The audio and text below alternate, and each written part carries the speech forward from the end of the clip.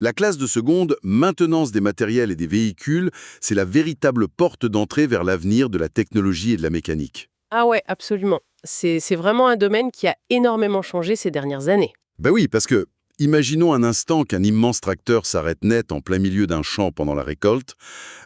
Aujourd'hui, le problème, c'est pas forcément une courroie cassée, ça peut très bien être une ligne de code défaillante dans son ordinateur de bord, en fait. C'est exactement ça. La mécanique traditionnelle a laissé la place à des systèmes extrêmement denses et technologiques, et le défi est gigantesque. En France, on parle de plus de 47 millions de véhicules sur les routes. Rien que ça. Ouais.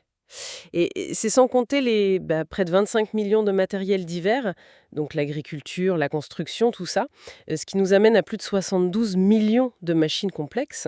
Plus de 72 millions, c'est vertigineux. Et du coup, face à un tel parc, comment cette classe de seconde prépare-t-elle concrètement les jeunes à devenir les véritables médecins de ces machines? Parce que bon, on peut pas tout apprendre en un an. Ah non, c'est impossible. Mais la stratégie, en fait, c'est ce qu'on appelle la famille de métiers.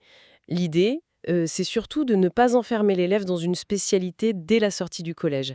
C'est conçu comme une vraie année de découverte. D'accord, donc on pose des fondations, quoi. Voilà, c'est ça.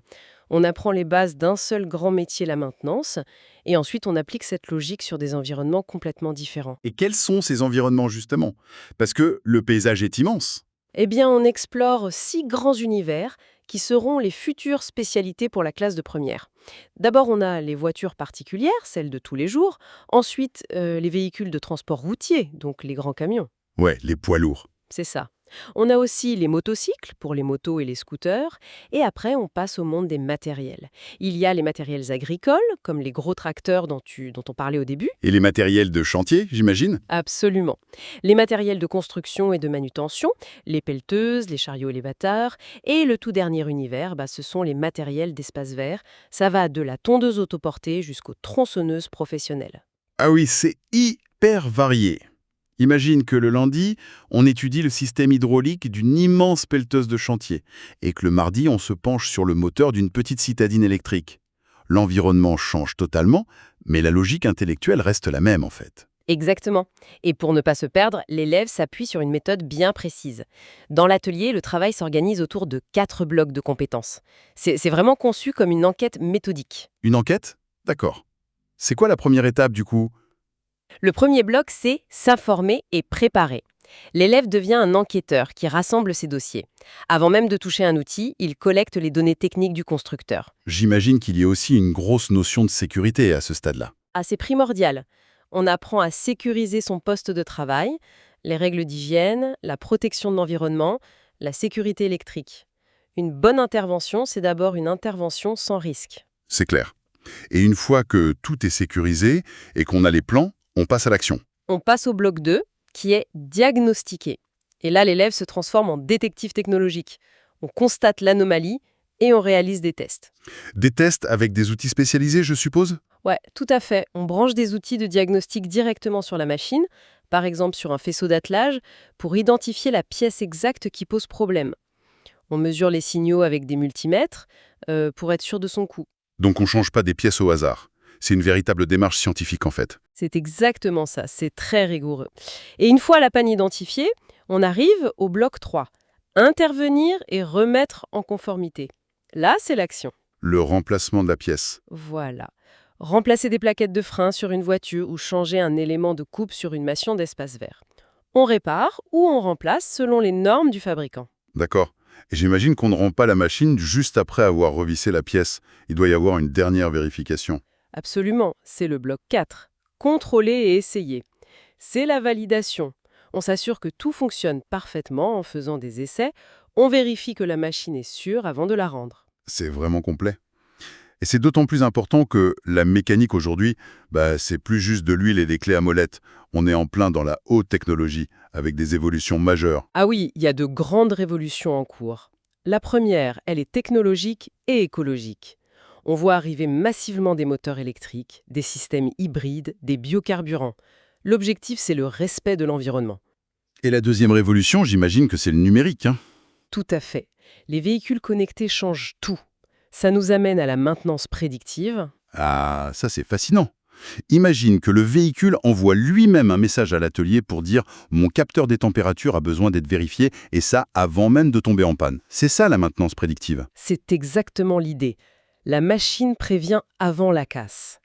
Et pour préparer les élèves à ces technologies complexes, les lycées utilisent des méthodes d'apprentissage hyper modernes, comme le jeu et la réalité virtuelle. Ah ouais? On utilise des jeux vidéo en cours de mécanique? Oui, des serious games.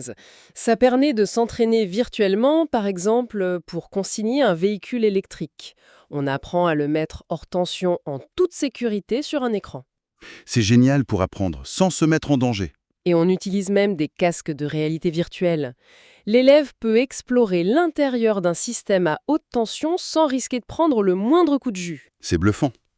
Mais du coup, pour maîtriser à la fois cette technologie et la théorie scientifique qu'il y a derrière, comment les cours s'organisent concrètement au lycée? La grande force de cette formation, c'est la co-intervention. En fait, c'est un moment où deux professeurs donnent cours en même temps, ensemble, dans le même atelier. Deux profs en même temps. Par exemple, le prof de mécanique et, disons, le prof de maths. Voilà, ou le prof de physique-chimie, ou même de français. L'idée, c'est de lier la théorie et la pratique. Par exemple, si on veut comprendre comment fonctionne un capteur de température sur un moteur. On utilise la physique pour ça, ouais. Ouais, le prof de physique va expliquer comment calculer les résistances électriques avec la loi des tensions, et l'élève l'applique directement sur le moteur avec le prof de mécanique. Ah, je vois. Ça donne un sens immédiat aux matières générales. L'élève comprend tout de suite à quoi servent les maths dans son métier. C'est ça, c'est très concret. Et pour rendre tout ça encore plus concret, la formation intègre aussi des périodes en entreprise. Les fameux stages. Les périodes de formation en milieu professionnel, oui, c'est crucial pour des jeunes qui sont encore indécis. Ça leur permet de tester un environnement réel, comme un garage automobile par exemple. Et de voir si le métier leur plaît vraiment au quotidien. Exactement. Ils sont en immersion, ils observent, ils participent. Et ça les aide énormément à confirmer leur choix de spécialité pour la classe de première l'année suivante. En fait, c'est un domaine d'avenir qui est en constante évolution. Ah, totalement. Les machines de demain seront propres, connectées et même peut-être autonomes. Celui ou celle qui comprendra comment les maintenir en bonne santé sera un véritable explorateur de la mobilité du futur. Nous remercions chaleureusement les auditeurs d'avoir suivi cette exploration. Sachez qu'il est possible d'écouter d'autres podcasts sur d'autres formations, sur le podcast Choisis ta formation et ton métier, et de retrouver des contenus vidéo sur le YouTube Choisis ta formation et ton métier. Et d'ailleurs, ça soulève une dernière pensée pour l'avenir. Avec toute cette intelligence artificielle embarquée, on peut se demander si la machine de demain ne sera pas capable, un jour, de diagnostiquer et de réparer ses propres pannes logicielles avant même qu'un humain n'ait besoin d'intervenir.